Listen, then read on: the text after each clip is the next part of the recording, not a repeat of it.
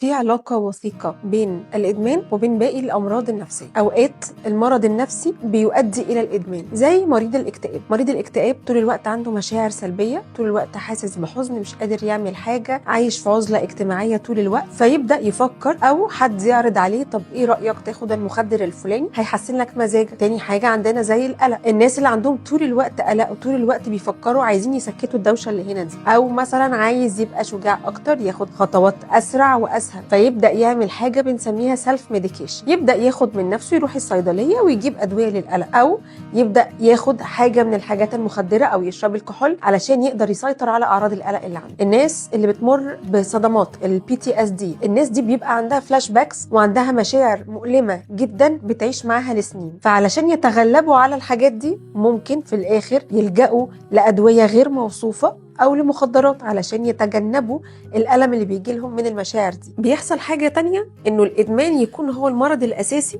ويدخلنا في أمراض نفسية تانية زي القلق والاكتئاب. برضه في مواد مخدرة كتيرة جدا لما بناخدها، يا إما تأثير المخدر نفسه بيدخلني في أعراض قلق شديدة جدا أو عزلة اجتماعية وأعراض اكتئاب، أو انسحابي من المخدر ده أو من الدواء ده هو اللي بيدخلني في أعراض قلق واكتئاب.